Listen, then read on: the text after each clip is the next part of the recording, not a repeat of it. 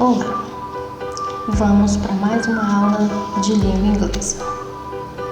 O tema de hoje será sobre língua inglesa e colonização na Ásia, na África e na Oceania. Todas as colonizações aconteceram pelo processo de invasões e explorações. No século XV, as nações europeias foram responsáveis pelo processo de colonização da Ásia. As potências europeias chegaram a território distante. Já era uma realidade política, a política mercantilista, com o poder centralizado nos monarcas. O acúmulo de riqueza era o símbolo e sustentabilidade dessas monarquias absolutistas.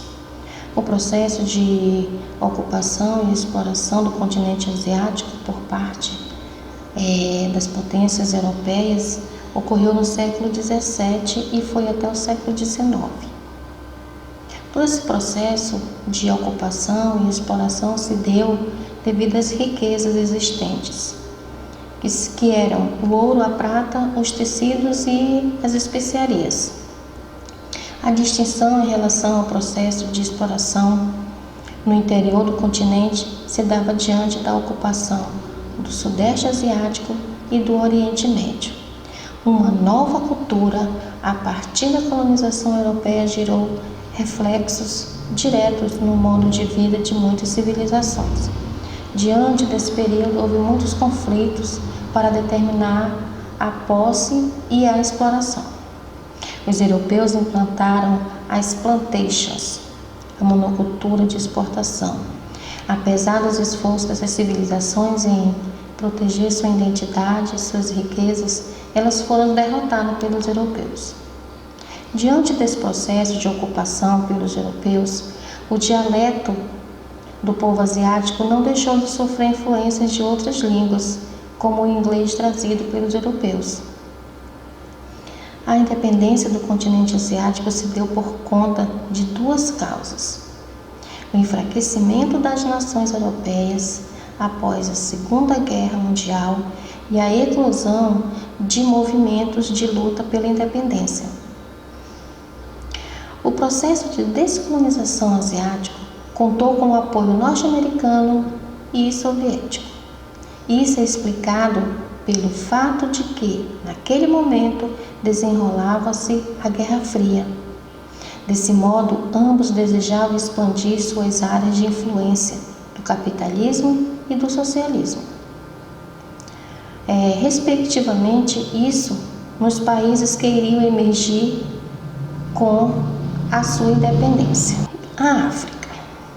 Entre o final do século XVII e meados do século XIX, os ingleses assumiram a frente da colonização do continente americano, por serem uma potência econômica no período. Com os resultados da Revolução Industrial já consolidados, a Inglaterra liderou a exploração da África, interferindo inclusive na questão da escravidão, levantando a bandeira contra o tráfico atlântico, que já estava em declínio. Assim, encaminhava o comércio africano para a exportação do ouro, do diamante, dos tapetes, e isso foi marcando a dominação inglesa em seu mercado. O século XIX foi marcado pela colonização europeia e a Inglaterra foi uma das nações que mais explorou os territórios africanos. Somente no século XX, o processo de descolonização da África acontece. Das colônias inglesas, a primeira a conquistar sua independência é a África do Sul, que aconteceu em 1910, e a última, o Zimbábue, em 1980. O continente africano e o asiático foram quase os últimos continentes a serem colonizados pelos europeus.